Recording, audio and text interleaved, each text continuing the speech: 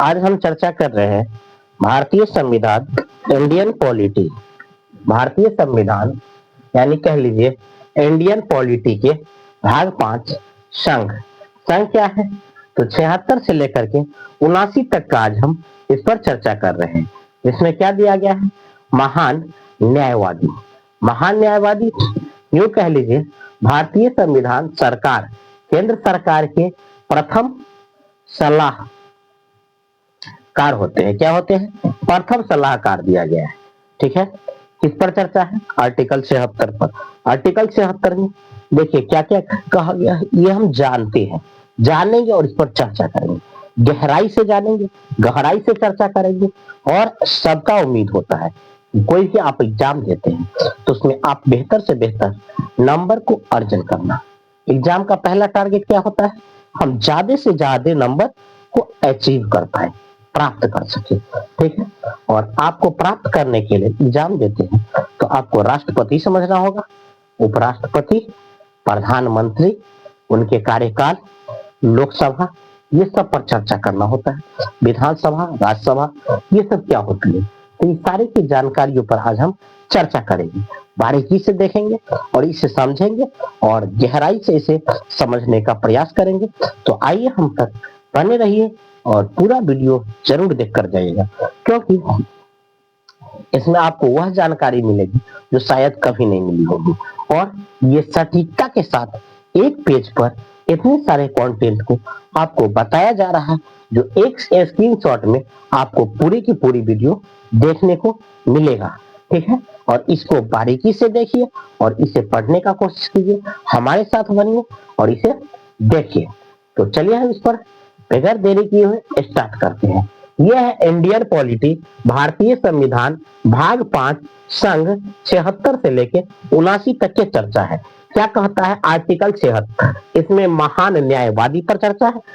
महान न्यायवादी क्या होता है? यह केंद्र सरकार के प्रथम सलाहकार होते हैं। केंद्र सरकार के प्रथम सलाहकार होते हैं। यह संसद के सदस्य नहीं होते। क्या नहीं होते हैं? संसद के सदस्य नहीं होते, लेकिन इनका कार्यवाही में भाग लेते हैं। कार्यवाही क्षेत्र में क्या करते हैं? भाग लेते हैं। अब क्या कहते हैं आर्टिकल? कार्यवाही क्षेत्र में भाग लेते हैं। यह 5 वर्ष का कार्यकाल, कितने वर्ष का होता है? कार्यकाल 5 वर्ष का होता है। महान न्यायवादी या वेतन प्रधानमंत्री कोष से होता है। प्रधानमंत्री कोष। अब केंद्र सरकार के मुकदमे महान न्यायवादी लड़ता है। कौन लड़ता है? महान न्यायवादी लड़ता है। यह मुकदमे भारत के किसी भी न्यायालय में लड़ सकता है, किसी भी न्यायालय में लड़ सकता है।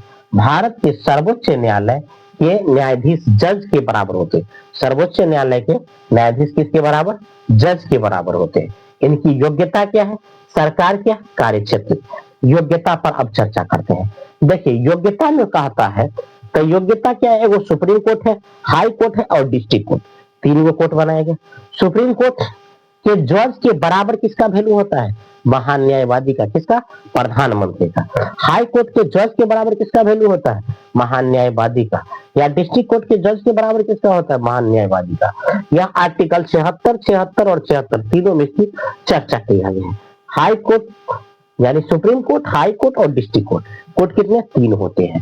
ठीक है, सुप्रीम कोर्ट सर्वोच्च न्यायालय, हाई कोर्ट मतलब उच्च न्यायालय, और मतलब हाई कोर्ट मतलब उच्च न्यायालय हो जाएंगे, और इसके बाद डिस्ट्रिक्ट कोर्ट, जिला न्यायालय। ठीक है, तो ये तीनों पर कहा गया है, हाई कोर्ट, सुप्रीम कोर्ट और जिला कोर्ट पर चर्चा है। अब कहता है आर्टिकल 77। देखिए आर्टिकल 77 में हम देखेंगे केंद्र सरकार की कार्य की संरचना करता है। केंद्र सरकार क्या करते हैं? कार्य की संरचना करते हैं, जो विभिन्न मंत्रालय द्वारा संपन्न होती है। क्या होती है? विभिन्न मंत्रालय द्वारा संपन्न होती है। ठीक है, अब आर्टिकल 78 में क्या कहता है? आर्टिकल 78 में कहता है कि पीएम के कर्तव्य, संसद के कार्यवाही की जानकारी मिलती है। पीएम के संसद और इसकी क्या मिलती है? जानकारियां मिलती है। राष्ट्रपति को देती है। कौन देती है? राष्ट्रपति को। क्या क्या देती है राष्ट्रपति को? पहला नंबर देखिए, पीएम की कर्तव्य, संसद के कार्यवाही की जानकारी देती है, और यह राष्ट्रपति को दिया जाता है। किसके द्वारा? प्रधानमंत्री। संसद उसका जो भी काम करेगा लेखा जोखा, उसकी जानकारियां किसको देना होगा? राष्ट्रपति को देना होता है। ठीक है। अब अलग बात है कि हमारे देश के प्रधानमंत्री साहब पावरफुल है और हमारे देश के राष्ट्रपति साहब जो है वह क्या है, तो कभी कभी पद की गरिमा निर्भर किस पर करता है? व्यक्तियों पर। कोई ऐसे व्यक्ति होते हैं जिस पद पर बैठते हैं तो उस पद की गरिमा बढ़ जाता है, लेकिन कुछ ऐसे व्यक्ति होते हैं जो उस पद पर बैठता है तो उस व्यक्ति की गरिमा बढ़ जाता है। ठीक है। तो हमारे देश के संविधान कुछ इस तरह है और इसमें भी क्या है। खैर चलिए आगे चलते हैं, देखते हैं क्या क्या है हमारे संविधान है। हमारे देश के प्रधानमंत्री और राष्ट्रपति का भिन्न भिन्न कार्य पर चर्चा किया गया है।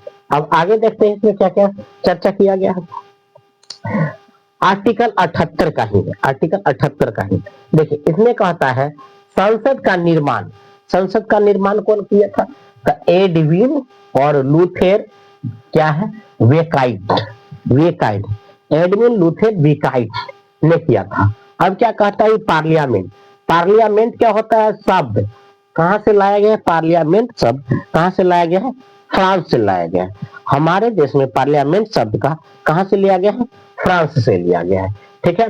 और इसके जननी, जबकि संसद के जननी किसे कहा गया? तो यूनाइटेड किंगडम को, यूके को कहा गया, यूनाइटेड किंगडम। संसद के कितने अंग होते हैं? तो संसद के 3 अंग होते हैं। कितने अंग होते हैं? 3 अंग होते हैं। पहला में क्या कहा गया? लोकसभा, राज्यसभा और राष्ट्रपति होते हैं। 3 गो होता है, पहला लोकसभा, राज्यसभा और राष्ट्रपति होते हैं। ठीक है। अब कहते हैं संसद के 2, एक लोकसभा एक राज्यसभा। लोकसभा क्या होते हैं? देखिए लोकसभा में यूं कहा जाए, लोकसभा के राज्य और राज्यसभा या कार्यकाल, लोकसभा राज्यसभा या कार्यकाल कह लेते हैं। तो लोकसभा में क्या दिया गया है, राज्यसभा में क्या और कार्यकाल। चलिए संविधान निर्माण, हमारे देश का संविधान जो निर्माण हुआ था तो क्या है? सेंट्रल हॉल में। सेंट्रल हॉल कहाँ है? तो दिल्ली में है। दिल्ली में सेंट्रल हॉल है और इस सेंट्रल हॉल में भारत का संविधान लिखा गया था 2 वर्ष 11 महीने और 18 दिन में। ठीक है। अब कहते हैं सेंट्रल हॉल में कुल सीटों की संख्या कितना है? तो कुल सीटों की संख्या है 1000। 1000 लोग उस सीट पर क्या हो सकते हैं? बैठ सकते हैं। अब संसद में मतदान कितने होते हैं? प्रत्यक्ष या अप्रत्यक्ष? तो संसद में मतदान होता है अप्रत्यक्ष होते हैं। क्या होते हैं? अप्रत्यक्ष होते हैं। अब कहते हैं चुनाव, तो चुनाव में भाग कौन ले सकते हैं? तो किसी भी राज्य से आप बिलोंग करते हैं, ये मायने नहीं है, बस आप कहीं से रहिए और चुनाव कहीं से रहिए। एग्जाम्पल के तौर पर हमारे देश के प्रधानमंत्री साहब जो पूर्व प्रधानमंत्री थे मनमोहन सिंह, वह पंजाब के थे और असम से राज्यसभा के चुनाव लड़े थे और वो जीते थे। ठीक है। अब कहते हैं देखिए, तो इस चुनाव के लिए कुल सदस्यों की संख्या कितनी होती है? तो 245 वो तो कुल सदस्य है और उस 245 का 1/3 एक बार में चुनाव लड़ सकता है और यह चुनाव 2 वर्षों में होता है। कितने वर्षों में होती है? 2 वर्षों में होती है। 2 वर्ष में एक बार होती है और 1/3 मतलब 250 का 1/3 हिस्सा क्या करेगा? चुनाव में एक बार चुनाव लड़ेगा और प्रत्येक 2 साल पर। इसके कार्यकाल जो होते हैं 6 वर्षों के लिए। कार्यकाल कितने वर्षों के लिए होते हैं? 6 वर्षों के लिए होता है राज्यसभा का, और विधानसभा लोकसभा कितना होते हैं? 5 वर्षों के लिए होते हैं। अब राज्यसभा के 250 सीट, हमारे यहाँ राज्यसभा में 250 सीट था, लेकिन जब पीओके पाकिस्तान के पास चला गया तब हमारे यहाँ सीट कितना बच गया? तो 245 सीट वर्तमान में भारत के पास बच गया है। अब इनकी योग्यता पर बात होती है, तो भारत इनकी योग्यता क्या क्या कहता है? तो योग्यता में कहा गया वह भारत का व्यक्ति होगा। ठीक है। भारत का व्यक्ति होगा, कोई पागल या दिवालिया व्यक्ति नहीं होगा, उसका उम्र सीमा कम से कम 30 वर्ष होगा, कम से कम 30 वर्ष होगा। इसके बाद और क्या कहा गया? जैसे इधर के भारत का नागरिक होगा, पहला उसकी योग्यता बता रहा है। दूसरा का कहता है पागल या दिवालिया व्यक्ति न हो, पागल या दिवालिया व्यक्ति न हो। और तीसरा का कहता है उसकी उम्र सीमा कम से कम 30 वर्ष हो, कम से कम कितना वर्ष होनी चाहिए? 30 वर्ष होना चाहिए। कोई लाभ के पद पर भी न हो। ठीक है। अब कहते हैं आर्टिकल 79 में क्या कहा गया? देखिए आर्टिकल 79 में कहा गया है, यह आर्टिकल 79 इसमें कहता है संसद का गठन क्या है? प्रधान, गठन के प्रधान होते अब कहेंगे राष्ट्रपति के पद, राष्ट्रपति के कितने सदन होते हैं? 2 सदन, ठीक है। पहला सदन कहता है लोकसभा और दूसरा सदन राज्यसभा। लोकसभा को क्या कहा जाता है? तो लोकसभा को निम्न सदन कहा जाता है और राज्यसभा को उच्च सदन कहा जाता है, ठीक है। तो ये दोनों सदनें मिलकर के क्या करती है? देश के विकास पर काम करती है। और इसमें क्या बताता है कि राज्य सदन उच्च में उच्च कार्य करती है, जबकि लोकसभा जो होती है निम्न सदन और यह कार्य करती है। और मंत्री परिषद का वीडियो आपको पिछले वीडियो में मिला है, उसके लिए आपको पीछे वाला ये वीडियो देखिएगा। और तब तक आपको ये बताया गया है कि इसमें कार्यकाल क्या होता है, राष्ट्रपति कैसे काम करेगी, प्रधानमंत्री कैसे काम करेगी, महान्यायवादी कौन होती है, इस पर चर्चा की है। और ये कोर्ट कैसे काम करती है, कोर्ट किसके लिए काम करती है, न्यायवादी किसके लिए काम करती है। अगर प्रधानमंत्री पर कोई केस बनाता है, सबसे पहले प्रधानमंत्री पर केस बनाता है, तो प्रधानमंत्री का केस कौन जाएगा लड़ने? खुद प्रधानमंत्री जाएगा। उसके पास इतना फुर्सत है कि आम आदमी प्रधानमंत्री पर केस करेगा, तो क्या आम आदमी के पीछे प्रधानमंत्री जाके क्या करेगा? कोर्ट में जाकर के उस आम आदमी से प्रधानमंत्री केस लड़ेगा? ऐसा होता है। या उसका कोई चेला चपाटा होता है जिसे हम महान्यायवादी कहते हैं। तो इस सारे पर आज पर क्या हुआ है, इसमें चर्चा हुआ है। और इसको एक बार बारीकी से देखिए, बल्कि 2 बार देख लीजिए। इस कंटेंट को क्या करिए, हो सके तो पेन कॉपी उठा करके स्क्रीनशॉट लेकर के इसे देख लीजिए। और आपको जब देख करके एक बार रीडिंग करिएगा तो ये पूरी की पूरी कंप्लीट वीडियो में आपकी जानकारी दी गई है और यह जानकारी आपको बहुत हेल्पफुल होने वाला है और होंगे ही। और परीक्षा से रिलेटेड ये सारे तैयारियां आपके लिए बेहद हेल्पफुल होंगे। और यूं कह लीजिए कि अभी एग्जाम तो कितने सारे आ रहे हैं, लेकिन जितने भी एग्जाम आ रहे हैं सब में ज्यादा अगर कोई भी एग्जाम में क्वेश्चन बनाती है तो अभी केवल राजनीति का पलड़ा हमेशा भारी हो गया है। हर क्षेत्र में केवल पॉलिटिक्स का पलड़ा भारी हो गया है। और यूं कह लीजिए भारतीय संविधान का ये तो हद पार कर चुका है।